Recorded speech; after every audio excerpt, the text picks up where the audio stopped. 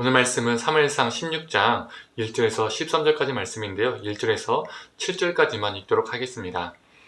여호와께서 사무엘에게 이르시되 내가 이미 사울을 버려 이스라엘 왕이 되지 못하게 하였거늘 네가 그를 위하여 언제까지 슬퍼하겠느냐.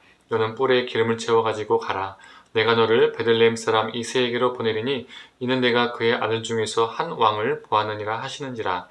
사무엘이 이르되 내가 어찌 갈 수 있으리까. 사울이 들으면 나를 죽이리이다 하니 여호와께서 이르시되 너는 암송아지를 끌고 가서 말하기를 내가 여호와께 제사를 드리러 왔다 하고 이새를 제사에 청하라.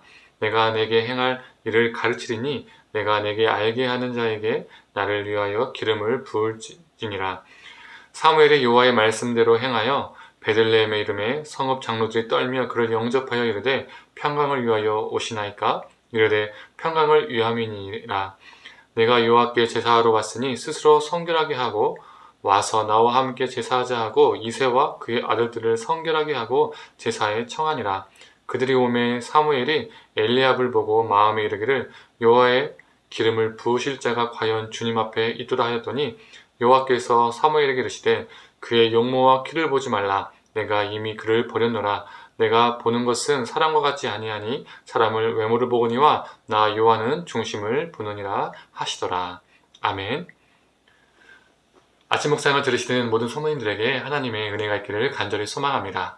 사무엘은 슬펐습니다. 왕정을 반대했지만 어쩔 수 없이 왕정이 시작할 때에는 왕이 하나님의 통치 가운데 이스라엘을 잘 다스리기를 어느 누구보다 원했을 것입니다. 그리고 그 첫 왕 사울을 자신이 직접 기름 부기로 했었죠. 그런데 왕 사울은 하나님의 통치 안에서 벗어났고 결국 버림을 받았습니다. 이 사실이 그를 너무나 고통스럽게 했고 슬프게 했습니다. 하나님은 슬퍼하는 사울에게 사울은 더 이상 이스라엘의 왕이 아님을 확인시켜 주시고 베들레헴 사람 이새의 아들 중 한 명을 왕으로 세우라고 명령하셨습니다. 사무엘은 사울이 이 사실을 알면 자신을 죽일 것이라 염려하지만 하나님은 제사를 드리러 간다라고 말하고 베들레헴으로 가라고 지시하셨죠. 그리고 베들레헴에서 제사를 드릴 때 사무엘은 이새의 아들들을 초청하게 됩니다. 이새 첫째 아들 엘리압을 보고 사무엘이 요즘 말로 뿅 하고 반했죠. 속으로 이렇게 말합니다. 여호와의 기름 부으실 자가 과연 주님 앞에 있도다. 그런데 하나님은 다른 말씀을 하셨습니다. 우리가 잘 아는 말씀이죠. 7절입니다. 여호와께서 사무엘에게 이르시되 그의 용모와 키를 보지 말라. 내가 이미 그를 버렸노라. 내가 보는 것은 사람과 같지 아니하니 사람은 외모를 보거니와 나 여호와는 중심을 보느니라 하시더라. 이 첫째 아들 엘리압은요, 지금 이 문맥을 보면 사울처럼 키도 크고 용모도 훤칠했던 것 같습니다. 그래서 사무엘은 야, 이 엘리압이 왕이 될 만한 상이다, 외모다 라고 생각했던 것 같습니다. 그러나 하나님은 사무엘에게 사람은 외모를 보지만 나 여호와는 중심을 보신다라고 확언하십니다. 그렇다면 사무엘만 외모를 볼까요? 우리는요, 다 외모를 봅니다.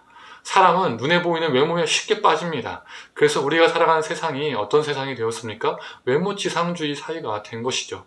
더 이쁘고 더 잘생겨지기 위해서 눈, 코, 입 여러 곳에 손을 대기도 합니다. 그런데 외모라는 것이 단순히 눈, 코, 입 이것만을 말하는 것일까요? 이것만에 국한되는 것일까요? 눈에 보이는 모든 인간의 조건을 외모라고 말할 수 있을 것입니다. 그 사람의 물질, 배경, 스펙, 학벌, 이 수많은 것들이 그 사람이 가지고 있는 외모가 되는 것이죠. 그런데 이 외모 지상주의가 세상에서만 만연할까요? 아닙니다. 교회 안에서도 만연한 경우가 참 많이 있습니다. 예를 들어서 담임 목사를 청빙할 때도 어떻게 청빙할까요?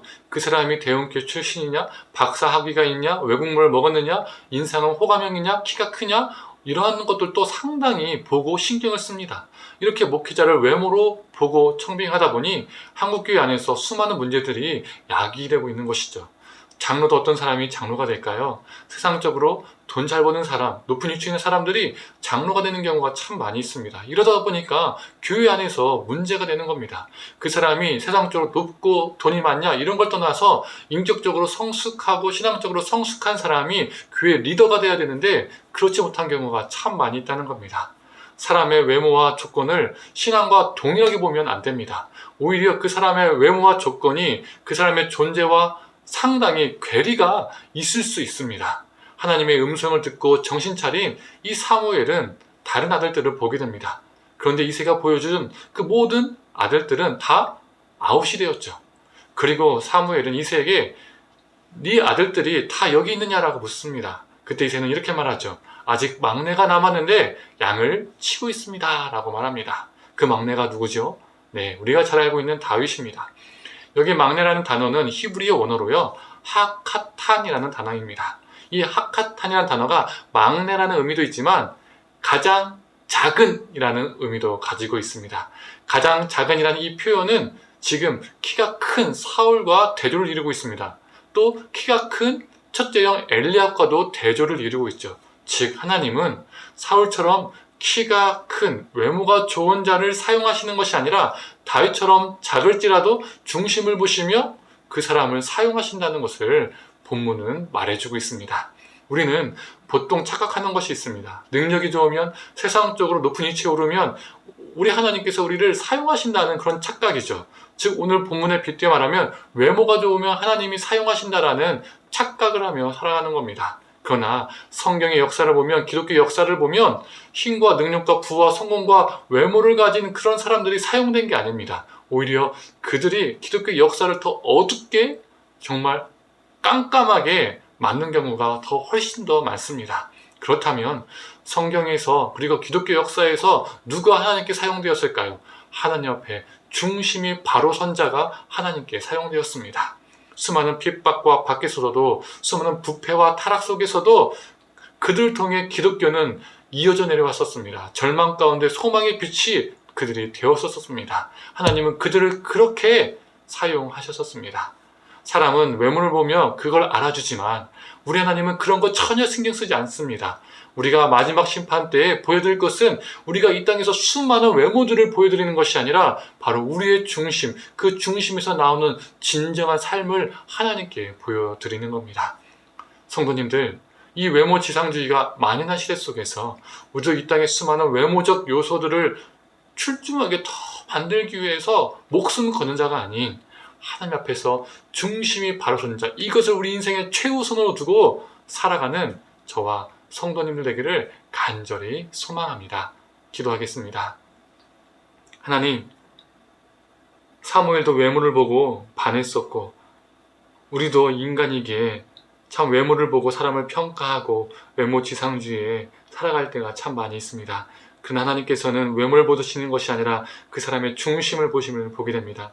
이 땅의 수많은 외적인 그 조건, 외모들, 그 사람의 배경과 물질과 사회적 위치와 그 사람의 배움과 그 사람의 그 지연과 그 모든 그 외모적 조건들을 보고 우리가 그 사람을 평가하는 것이 아니라 하나님, 우리가 정말 눈에 보이지 않지만 우리 삶의 중심을 하나님께 두고 정말 하나님을 위해서 살아가는 그 진정된 삶을 살 수 있도록 주님 함께하여 주시옵소서.